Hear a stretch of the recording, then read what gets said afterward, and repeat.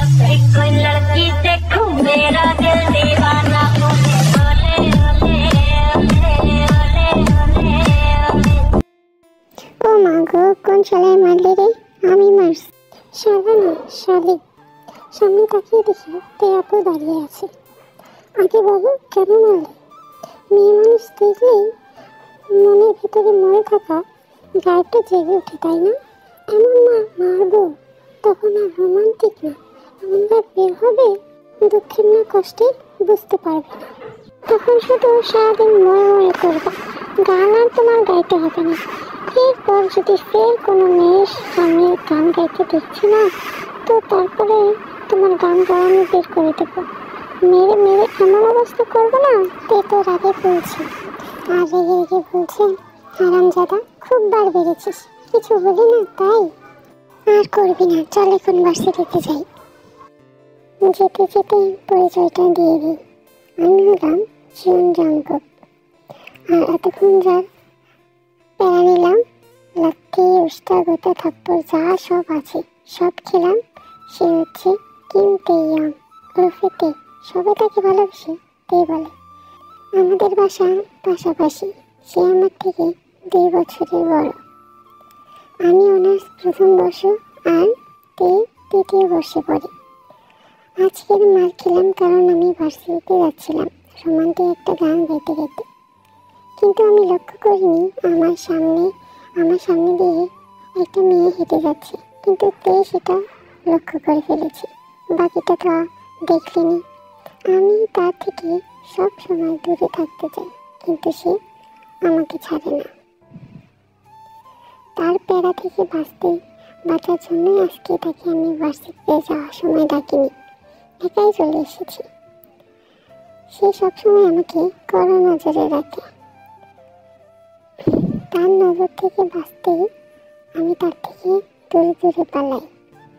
কোনো মেয়ের সাথে কথা বলতে দেবে না, তাকাতে দেবে না, এটা করতে দেবে না, ওটা করতে দেবে না, মানে এক কথায় সবসময় প্যারার উপর থাকি।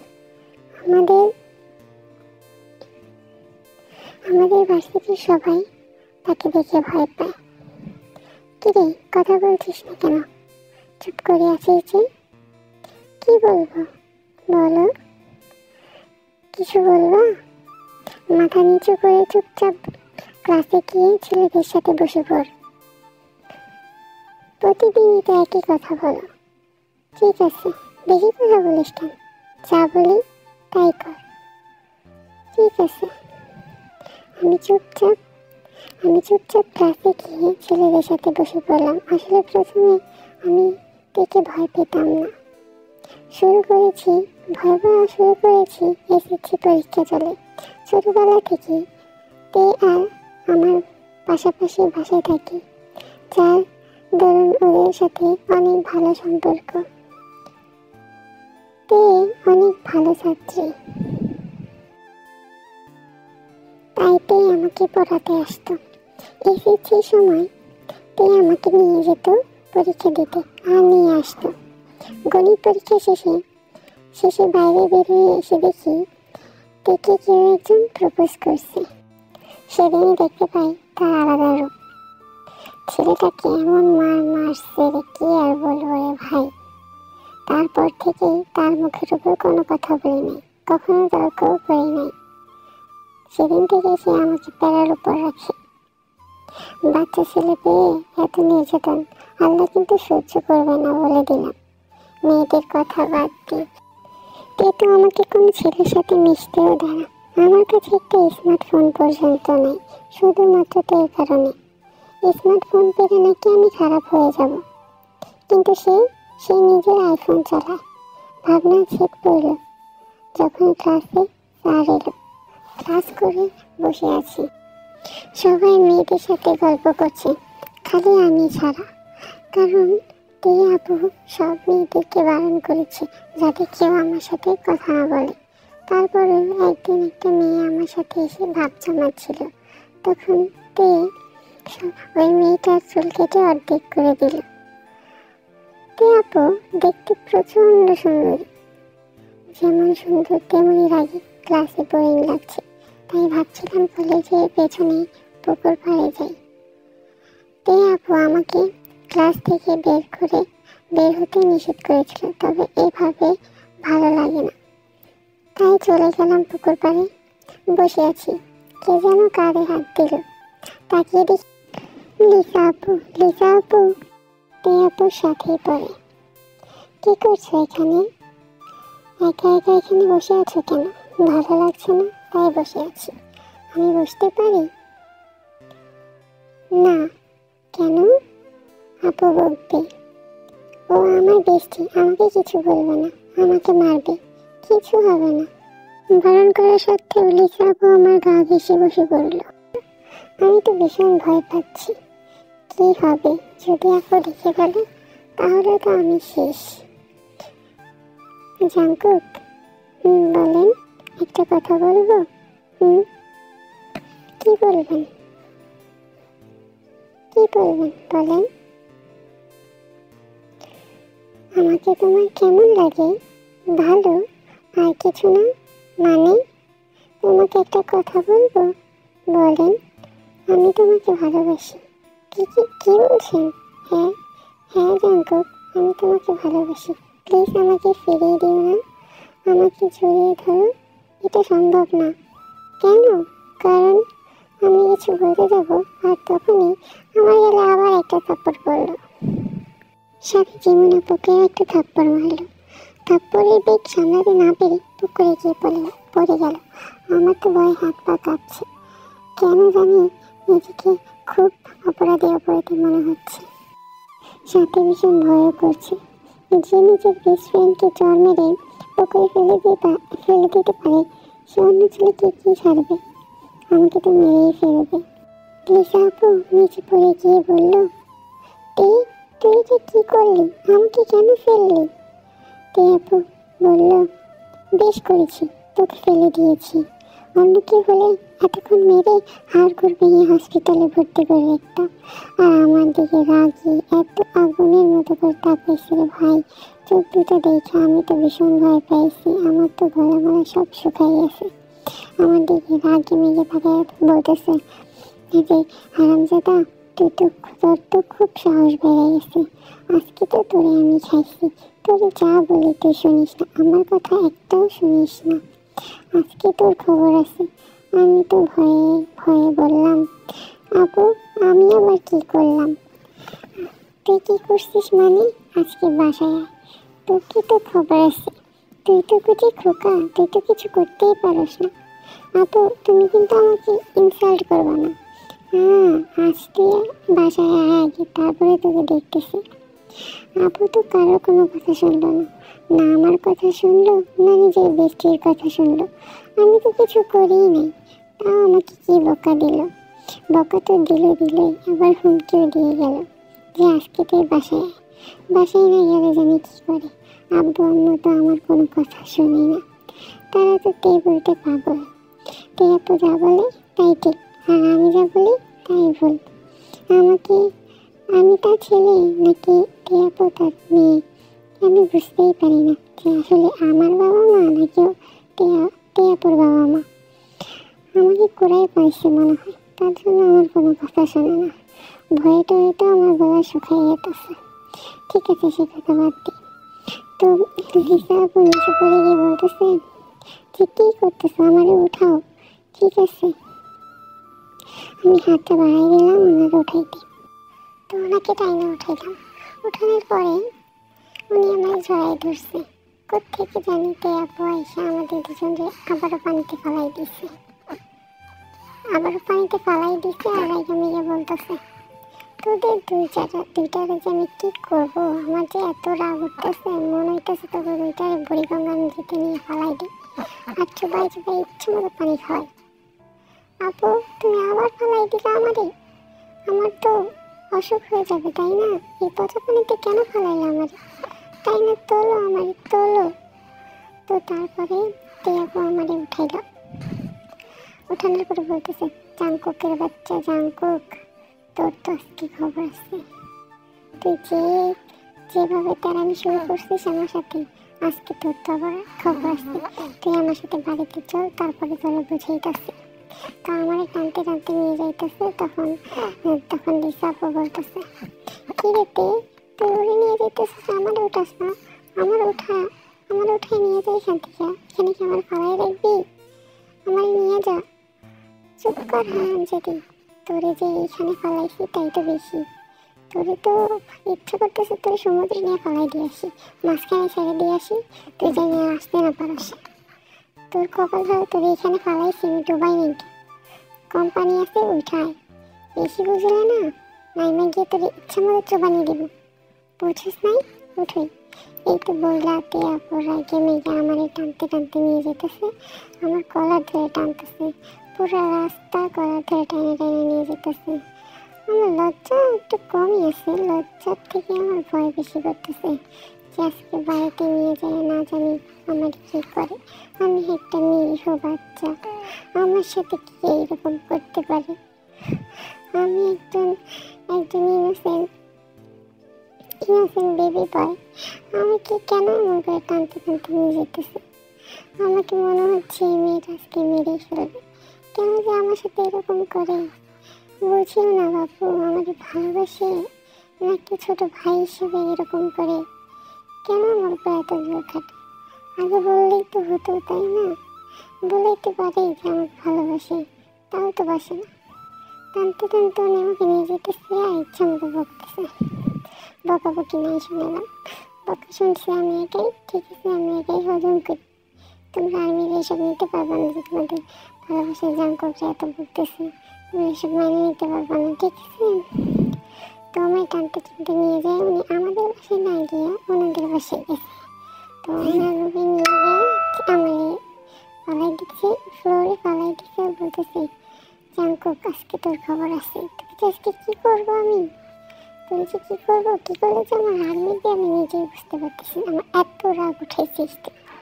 আপু আপু প্লিজ তুমি আমার বেশি কিছু করো না, অল্পতে ছেড়ে দাও, দিয়ে একটু থাপ্পড় দিয়া, আমি কাউরেই বলবো না, ঘরও সিকিউর দেখবো না।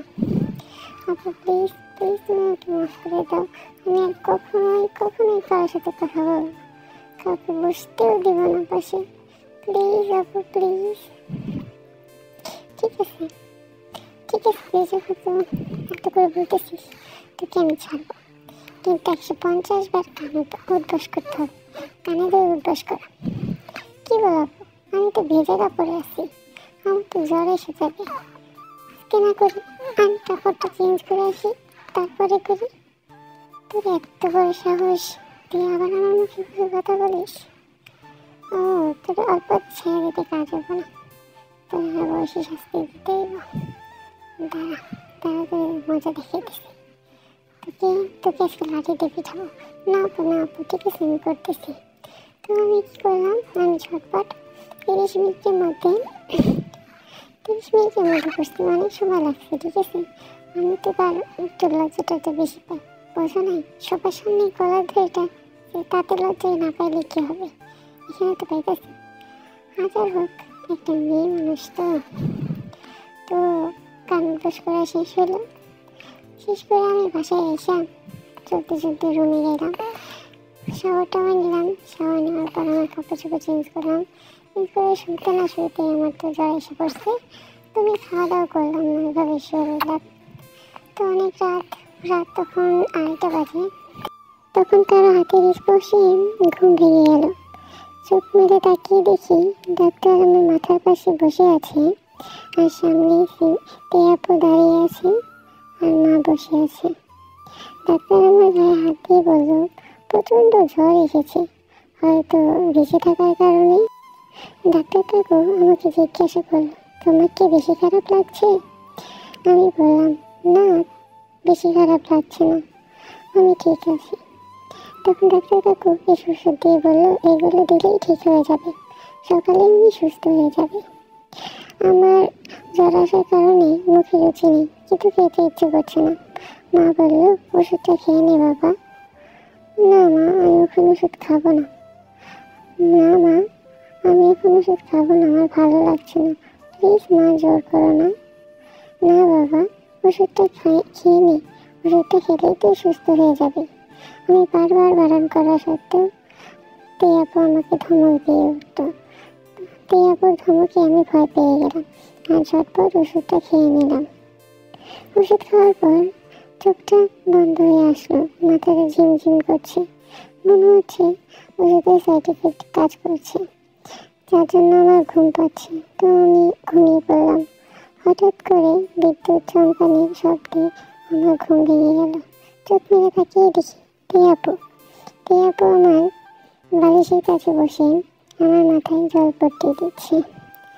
আমি যতটা অবাক হয়েছি তাকে দেখে, তার থেকে বেশি অবাক হয়েছি সে আমাকে সেবা করছে। আচ্ছা, সে আমাকে কেন সেবা করছে? তার কারণেই তো আমার জ্বর এলো। সে এখনো কেন এখানে বসে আছে? আপু আমাকে জিজ্ঞাসা করলো, তোর কি বেশি খারাপ লাগছে? তোর কি খুব কষ্ট হচ্ছে? তার চোখ দিয়ে অনবরত পানি পড়ছে। তার চোখের পানি দেখে আমি তাকে বললাম, না, আমার খারাপ লাগছে না, আমি এখন ঠিক আছি। সে বলছে, আমি শুধু তোকে একটু কষ্ট দিতে চেয়েছিলাম, কিন্তু এতটাও না যাতে তুই অসুস্থ হয়ে যাস। আমি sorry, I am very sorry.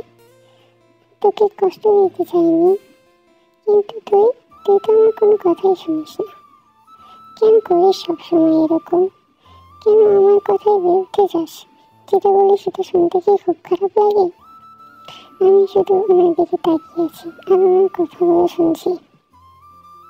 উনি আমার মাথায় হাত বুলিয়ে দিতে দিতে বলল, এখন ঘুমিয়ে পড়। আমি বললাম, না, আমার ঘুম পাচ্ছে না। কেন ঘুম পাচ্ছে না কেন? আমার মাথা ব্যথা করছে প্রচন্ড। ঠিক আছে, আমি তোর মাথায় হাত বুলিয়ে দিই আর তুই ঘুমা। তারপরে আমার মাথায় হাত বোলাতে লাগলো। খুব ভালো লাগছে। চুলের ভিতর আঙুল দিয়ে আস্তে আস্তে ম্যাসাজ করতে লাগলো। আমি আরামে চোখ বন্ধ করে ফেললাম। খুব আরাম লাগছে। আমি প্রায় ঘুমিয়ে পড়েছিলাম। হঠাৎই তখন বলে উঠল, ঘুমিয়ে পড়েছিস? আমি চোখ খুলে তাকালাম। কারেন্ট চলে গেছে, তাই রুম অন্ধকার রয়েছে। বাইরে বৃষ্টি হচ্ছে। কারেন্ট না থাকার কারণে বুঝতে পারেনি আমি জেগে আছি। আমার কোনো সারা শব্দ না পেয়ে ভাবলো আমি ঘুমিয়ে গেছি। আমার মুখের উপর গরম নিঃশ্বাস পড়ছে কারণ রুমে তো আমি ছাড়া আর কেউ নেই। আমার আরো কাছে এলো। আমি ভাবলাম আজ হয়তো কিছু একটা পাবো। আমার হার্টবিট দ্রুত হচ্ছে, ধুকপুক করেই যাচ্ছে, কিন্তু সব আশা শেষ হয়ে এলো মুহূর্তে। আমার কপালে তার ঠোঁট লাগিয়ে রাখলো কয়েক সেকেন্ড, তারপর আবার কিছুক্ষণ চুলগুলো টেনে দিল। বৃষ্টি বেড়েই চলেছে আর বিদ্যুৎপাত হচ্ছে। এত জোরে বজ্রপাত হচ্ছে যে আমি ভয় পেয়ে যাচ্ছি। সেখানে তো মেয়ে মানুষ। প্রথম কয়েকটা বজ্রপাতে সে ভয় পেল না, তবে বজ্রপাত অনেক হচ্ছে। হঠাৎ অনেক জোরে বজ্রপাতের শব্দে সে ভয় পেয়ে আমার কাঁথার ভিতরে চলে আসলো। আমাকে তার সাথে জড়িয়ে ধরলো, তাও অনেক জোরে চেপে আছে। আর আমার অনেক ভালো লাগছে। কোথায় সে আমার বুকে মাথা থেকে ঘুমাবে, কোথায় সে আমার বুকে আসবে তা না, আমাকে তার সাথে জড়িয়ে রেখেছে, আষ্টে পৃষ্ঠে জড়িয়ে রেখেছে। এই মানুষটাকে জড়িয়ে ধরলে কতটা যে শান্তি লাগে সে শুধু তারাই জানে যারা জড়িয়ে ধরেছে। তার প্রিয় মানুষটাকে বুকে নিয়ে ঘুমিয়েছে। হ্যাঁ, আমি ভালোবাসি। কলেজ লাইফের শুরু থেকে কখনো ভালোবাসার কথা বলিনি, কারণ সে আমার বড়। আমি জানি না ও আমাকে ভালোবাসে কিনা, তবে আমি তাকে প্রচণ্ড ভালোবাসি। খুব খুব খুব বেশি ভালোবাসি। সে আমার সিনিয়র, তাতে কি হয়েছে, আমি তাও তাকে ভালোবাসি। তাই তো এত মার খাবার পরেও তার কাছে যাই। আমিও থেকে পরম আবেশে জড়িয়ে ধরলাম। এমনভাবে জড়িয়ে ধরলাম যাতে সে মনে করে আমি ঘুমের ঘরে আছি। সে যাতে বুঝতে না পারে আমি জেগে আছি। আমাকে পরম আদরে জড়িয়ে ধরে শুয়ে পড়ল। হয়তো আমাকে ছোট ভাই মনে করে জড়িয়ে ধরে আছে, তবে আমি তাকে প্রিয়জন বলে জড়িয়ে ধরে আছি। বাইরে বৃষ্টি হচ্ছে, আবহাওয়াটা খুবই সুন্দর, রোমান্টিক ওয়েদার, কিন্তু আমাদের মধ্যে রোম্যান্স নেই। রুমের মধ্যে আছি, থমথমে নীরব পরিবেশ। এক খাটে ছেলে মেয়ে এক কাঁথা তলে জড়িয়ে ধরে শুয়ে আছে। এতক্ষণ যদি কাপল হতাম তাহলে কত কি নাই ঘটতো মনের মধ্যেকার শয়তান মাঝে মাঝে জেগে উঠছে। তবে নিজেকে খুব কষ্টে কন্ট্রোল করছি, নাহলে হয়তো তে আর কোনোদিন আমার সাথে কথা বলবে না। আমি যাই পারি না কেন, প্রিয় মানুষটার অবহেলা একদম সহ্য করতে পারি না। তার সব মার, তার সব অভিমান, রাগ আমি সহ্য করতে রাজি আছি, কিন্তু তার থেকে দূরে থাকার কষ্ট আমি কখনোই সহ্য করতে পারবো না। তাই অনেক কষ্টে নিজেকে আটকে রাখার চেষ্টা করছি। আমি তের বুকে এতটাই মিশে আছি যে তার শুরুতেই ঘ্রাণ পাচ্ছি। ও শরীরে ঘ্রাণ আমাকে পাগল করে দিচ্ছে। না যে করে হোক নিজেকে আটকে রাখবো। ভোর হলেই বাঁচি। তবে আজ মনে হচ্ছে রাতটা কাটতে চাইছে না। বাইরে আরো জোরে বজ্রপাত হলো। এত জোরে বজ্রপাত হলো, সে ভয় পেয়ে কাঁথা দিয়ে মুখ ঢেকে নিল। আর আরো নিচে নেমে এলো। এবার তীর মুখ আর আমার মুখে একদম সামনাসামনি। ওর নিঃশ্বাস আমার মুখে পড়ছে। অনেকক্ষণ এভাবেই চলছিল। আর আমি নিজেকে আটকে রাখার চেষ্টা করছি। সে চলে যাব তাও পারছি না। তে আমার আষ্টে পৃষ্ঠে জড়িয়ে ধরে আছে। তে আর তার মুখ আমার মুখের একদম কাছে। মনে হচ্ছে আমার পুরো মুখটা ঘ্রাণ নিচ্ছে। একটু পর তে আমার ঠোঁটের কাছে তার ঠোঁট নিয়ে এলো। এতটাই কাছে যে আমি তার ঠোঁটের সাথে আমার ঠোঁট একত্র করে দিলাম। এখন আর নিজেকে থামাতে পারলাম না। আমি তের ঠোঁটের সাথে আমার ঠোঁট এক করে দিলাম। দুজনে সেম অবস্থায়, কেউ কাউকে ছাড়ছে না। কিন্তু হঠাৎই তে আমাকে দূরে ঠেলে দিল আর বলল, কি করছিস আমার? ছাড়। কি করছিস এসব? না মানে বদ বলা বড়দের কেউ এভাবে কিস করে? না মানে আমি কি তোর বউ না, কি প্রেমিকা যে আমাকে কিস করিস? না আমাকে ভালোবাসিস তুই? সরি আপু, কি কিস করলাম? কিস করলাম কই? সরি আপু, কিস করার পর আবার আপু বলিস? লজ্জা করে না তোর? আমার মন খারাপ হয়ে গেল। কিরে কথা বলিস না কেন? আর হবে না। ভুল করলেও আর কোনোদিন আমার সামনে আসবি না তুই, বুঝেছিস? তোর কথায় খুব খারাপ লাগলো আর খুব অভিমান হলো। অভিমান স্বরে বললাম, ঠিক আছে। আজানের শব্দ পেলাম, তার মানে সকাল হয়ে গেছে। তে সকালবেলায় চলে গেল। আমার খুবই কষ্ট লাগলো, আমি খুবই কষ্ট পেলাম। কারণ আমি তো দেখে না দেখে থাকতেই পারবো না। ওকে না দেখার আমার দিনই শুরু হবে না। আমার দিনটাই অসম্পূর্ণ থেকে যাবে। আমি কি করে থাকবো ওকে না দেখে? যখনই ইন্টার সেকেন্ড ইয়ারে পড়ি তখন মামাতো বোনের বিয়ের কারণে গ্রামে যেতে হয়েছিল। দেখে আম্মু নিয়ে যেতে চেয়েছিল, তবে নিয়ে যেতে পারেনি। গ্রামে যেতে 4 ঘন্টা সময় লেগেছিল। সেদিন থেকে দেখতে পাইনি বলে আমার খুব কষ্ট লেগেছে। তাই সন্ধ্যার দিকে আমি আবার বাসায় চলে আসি, শুধুমাত্র তেকে দেখার জন্য। তেকে শুধুমাত্র একটা বার দেখার জন্য কত কি না করেছি, কত মার খেয়েছি, কত বকা শুনেছি, কত কথা শুনেছি। আর এখন তার সামনে যেতে বারণ করে দিল। তার সামনে যেতে বারণ করেছে, দেখতে তো বারণ করেনি। এক রাতেই জ্বর ঠিক হয়ে গেল। আগে 1 সপ্তাহ না হলে ঠিক হতো না। ফ্রেশ হয়ে নিয়ে শুয়ে আছি আর রাতের কথা ভাবছি। এখন আমার নিজের উপর রাগ হচ্ছে। কেন যে কিস করতে গেলাম? কিস না করলে হয়তো এখন কে আমার সাথে কথা বলতো, আমার সাথে দেখা করতে আসতো। আম্মু আপনাকে খাবার দিয়ে গেল। আমি হালকা নাস্তা করে ওষুধ খেয়ে নিলাম। একা একা ভালো লাগছে না, তাই ভাবলাম ভার্সিটিতে গিয়ে কয়েকটা বন্ধু বানিয়ে নিই, কারণ এখন তে আর আমার সাথে কথা বলবে না, সেহেতু এখন আমি স্বাধীন। নিজে ইচ্ছে মতো যা ইচ্ছা তাই করতে পারবো, যেখানে খুশি সেখানে যেতে পারবো, যা ইচ্ছে করে বেড়াবো। ভার্সিটিতে গিয়ে ক্লাসে কয়েকটা ছেলে বন্ধু বানালাম আর কয়েকটা বান্ধবী বানালাম। আজকে তে আসেনি। ভার্সিটিতে একা একা ক্যান্টিনে বসে কফি খাচ্ছিলাম, আর তখনই লিসা বলল, কি করছো এখানে? কফি খাচ্ছি। আমি এখানে বসতে পারি? তারপরে লিসার জন্য কফি নিয়ে এনে গল্প শুরু করলাম।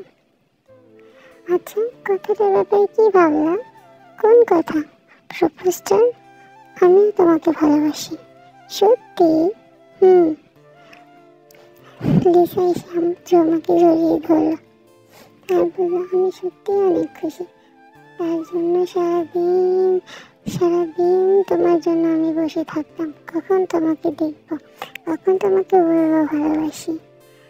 আমিও মনে মনে ভাবলাম, তে তো আমাকে পছন্দই করে না। তে আমাকে দূরে সরিয়ে দিয়েছে, তার জন্য কি আমি সারা জীবন তের সরে থাকবো নাকি? এখন সব কিছু করে বেড়াবো, যেসব তে আমাকে করতে বারণ করতো, যেসব ও পছন্দ করতো না। চলো শোনা, পার্কে যাই। এখনো প্রেম শুরু করিনি, এখনই পার্ক হয়ে যাবা? গেলে ক্ষতি কি? না, আজকে আমার শরীর খারাপ। ওকে বাই, কালকে যাবো। কালকে ভার্সিটিতে আসবা, কালকে তারপরে আমরা পার্কে উঠতে যাবো। ওকে, এখন যাই, বাই। লিসা আমার গালে কিস করে চলে গেল। আমিও বাসায় চলে আসলাম। বাসায় এসে গোসল করে ঘুমিয়ে গেলাম। বিকেলে ঘুম থেকে উঠে দেখি তে আমার রুমে অগ্নিমূর্তি হয়ে দাঁড়িয়ে আছে। আমি অনেকটা ভয় পেয়ে গেলাম। নিজে ভয় পেলাম, কিন্তু মনে মনে বুঝতে দিলাম না। আজকে অবন্তীকে তুই করছে? তুই জড়িয়ে ধরছিস? তুই কিস করছে? আমি কিছু বললাম না। কি হলো, কিছু বলিস না কেন? আমি তের দিকে নজর না দিয়ে ফ্রেশ হয়ে বাইরে আড্ডা দিতে চলে গেলাম। তের সাথে কথা বলবো না, সে তো আমাকে বারণ করছে তার সাথে কথা না বলতে, তার সাথে দেখা না করতে। মোড়ে বসে আড্ডা দিয়ে রাত 8টায় বাসায় গেলাম। বাসায় ঢুকতেই তের সামনে পড়লাম। সে এখনো বাসা থেকে যায়নি। এতক্ষণ কোথায় ছিলি তুই? আমি কোনো কিছু না বলেই রুমে চলে আসলাম। পরের দিন ভার্সিটি যেতে লেট হলো। ভার্সিটিতে ঢুকতেই দেখি ছেলে মেয়ে সবাই এক হয়ে কি যেন দেখছে। আমি উৎসাহিত হয়ে উঠে দিলাম। আমি যা দেখলাম তা দেখার পর তো আমার মাথা পুরো হ্যাং হয়ে গেল। আমি তো পুরো আশ্চর্য হয়ে গেলাম। আমার সামনে দুইজন ঝগড়া করতেছে। চোখে দিয়ে দেখি যে তে লিসাকে ইচ্ছে মতো থাপড়াইতেছে, মারতে আছে। মারতে ঠোঁট কেটে রক্ত বের করে ফেলছে, আর চেহারার বাজে অবস্থা করে দিয়েছে। তে তো রাগে ফুঁসতেছে। লিসা আমাকে দেখা মাত্রই আমার বুকে এসে জড়িয়ে ধরলো। হারামজাদা, ছাড় ওকে। হারামজাদি, তুইও ছাড় ওকে। কেন জড়িয়ে ধরেছিস ওকে? আমি তের গালে ঠাস করে একটা চড় মারলাম আর বললাম, তোর সাহস তো কম না? তুই আমার গার্লফ্রেন্ডের গায়ে হাত তুলেছিস, ওকে এত বাজেভাবে মেরেছিস। তে কান্না কণ্ঠে বলল, জাঙ্কুক, তুই আমাকে মারলি? হ্যাঁ মারলাম। তোকে মারবো না? তুই কেন মেরেছিস ওকে? তে রাগ মিশ্রিত কান্না কণ্ঠে বলল, জাঙ্কুকের বাচ্চা জাঙ্কুক, তুই আমাকে মারলি, তাও আবার ওর জন্য। আজ তোর খবর আছে, তুই বাসায় আস, তারপরে তুই দেখাচ্ছি মজা। আমি আরো রেগে বললাম, তুই শুধু বাসায় আস করিস। কি করবি তুই বাসায় গেলে? যা, আমি আসতেছি বাসায়। সেটা বাসায় গেলে বোঝা যাবে তুই আমাকে কি করিস। তারপরে তুই সেখান থেকে চলে গেল। আর আমি শান্ত গলায় লিসাকে জিজ্ঞেস করলাম, কি হয়েছে, কেন মেরেছে তোমাকে তে? লিসা আমাকে বলল, তুই যখন জানতে পেরেছি তোমার সাথে আমার রিলেশন, তুমি আমাকে ভালোবাসো, আমি তোমাকে ভালোবাসি, তখন তুই আমাকে বললো আমি যেন তোমাকে ছেড়ে দিই। আমি যেন তোমার সাথে রিলেশন না রাখি। আমি যখন বলেছি যে না আমি সেটা করবো না, আমি তোমাকে ছাড়বো না, তাই ও আমাকে এমন ভাবে মারলো। দেখো আমার কত মেরেছে। ঠিক আছে এখন থামো, ও চলে গেছে, ও আর মারবে না। মেজাজটা অনেক খারাপ লাগতেছে। যাকে ভালোবাসি তাকে মারলাম, আর যাকে ভালোবাসি না তাকে বুকে আগলেই রাখছি। নিজের উপর নিজেরই খুব রাগ উঠতেছে, এত রাগ উঠতেছে কি আর করবো, কিছু তো করার নেই। ওই মেয়েটার এত রাগ এত জেদ, তাও বলবে না সে আমাকে ভালোবাসে, শুধু কষ্টই দেবে। থাক, আমার সাথে রাগ করে থাকবে, থাক। রাগ আর অভিমানে নিজে নিজেই কথাগুলো বলছি। তখন আর বাসায় যাইনি, বন্ধুদের সাথে আড্ডা দিয়ে তারপরে রাতে বাসায় গেলাম। বাসায় যাওয়ার পর আব্বু আমাকে বলতেছে, মেয়ে পাঞ্জাবিটা পরে নে। কেন পাঞ্জাবি কেন পরবো? পাঞ্জাবি পর, আজকে তোর বিয়ে। কি বলো, আজকে আমার বিয়ে? কার সাথে? আমার বিয়ে আমি জানি না। তের সাথে। তের সাথে? তেকে আমি বিয়ে করবো না, বাড়ির কাজের বউয়ার সাথে বিয়ে করে নেব। তুমি যাকে বলবে তার সাথে বিয়ে করবো, কিন্তু তেকে বিয়ে করবো না। তেকে বাদ দিয়ে তুমি যাকে বলবা তাকে বিয়ে করবো। তুমি রাস্তা থেকে কাউকে এনে দাও, তার চোখ না থাকে পা না থাকে তাও চলবে, কিন্তু তেকে চলবে না। ওই বদমেজাজি মেয়েকে আমি বিয়ে করবো না। চুপ হারামজাদা, তুই আমার মুখের উপর কথা বলিস? বড্ড সাহস বেড়ে গেছে না তোর? তোর মা তোকে আদর করতে করতে লাই দিয়ে দিয়ে তোকে এতটা বেশি বেয়াদব বানিয়ে ফেলেছে যে বাবার মুখে মুখে কথা বলিস। কি আর করবো, মনে মনে তো লাড্ডু ফুটছে। খুব তো ভালো লাগতেছে, ভালোবাসার মানুষকে পাইতেছি, ভালো তো লাগবেই, কিন্তু সেটা তো আর বোঝানো যাবে না। সেটা বোঝালে তো এখানেই উপকার হয়ে যাব। কি আর করবো, বাধ্য ছেলের মতো বিয়েটা করে নিলাম। বাবা মায়ের অবাধ্য কি আর হওয়া যায়? তো বিয়ে করার পর বাসর ঘরে গেলাম। আজ আমার বাসর রাত, first night with first love. ভালোবাসে আসা মানুষের সাথে প্রথম রাত কাটাবো, বাসর রাত। কত পবিত্র এই সম্পর্ক, পবিত্র একটা রাত, তাই না? তো বাসর ঘরে পৌঁছালাম। বাসর ঘরে যাওয়ার পর দরজাটা লাগিয়ে দিয়ে জিনা কাজের দিকে যাবো, অমনি বলতেছে, আরামজাদা ওখানেই থাম, তুই আমাকে মারলি, তাও অন্য কারোর জন্য। আজকে তো খবর আছে, তুই বললি না যে তুই আমি তোকে কি করবো, বাসায় আসলে তোকে কি করবো দেখতে চাস? দেখ তো, দিলাম তো ফাঁসাইয়া, দিলাম তো, সেই তো আমার কাছেই আসবে। আমাকে ভালোবাসো সেটা বললেই তো হতো, বিয়ে কেন করলা? তোকে সাহায্য করার জন্য। আচ্ছা, তুমি আব্বুকে কি বলেছো যে আজকে বিয়ে দিল? বলেছি আমার গর্ভে তোমার সন্তান। ও আচ্ছা, তাই বুঝি, তাহলে তো সেটা সত্যি করতে হয়। হারামজাদা, একদম না, একদম আমার কাছে আসবি না। তুই কি ভুলে গেছিস তুই আমাকে কিসের জন্য মেরেছিস? সরি আপু, আমার ভুল হয়ে গেছে, আর কখনোই হবে না। হারামজাদা, বউকে আবার আপু বলিস? ও, তাহলে তুমি আমাকে স্বামী হিসেবে মেনে নিয়েছো? তাহলে এখন তোমাকে আমি আদর করবো, খুব খুব আদর করবো। আচ্ছা, তুমি তো বললে না যে তুমি আমাকে ভালোবাসো কি বাসো না? ভালো না বাসলে কি এত কিছু করতাম? ভালো না বাসলে কি মিথ্যে বলে তোকে বিয়ে করতাম? আচ্ছা, তুই কি আমাকে ভালোবাসিস? হ্যাঁ, অনেক অনেক অনেক ভালোবাসি, খুব খুব খুব বেশি ভালোবাসি। তারপরে আমি আমার সিনিয়র বউটাকে খুব খুব খুব ভালোবাসলাম, খুব আদর করলাম, ছোট বড় অনেক অনেক আদরে ভরিয়ে দিলাম।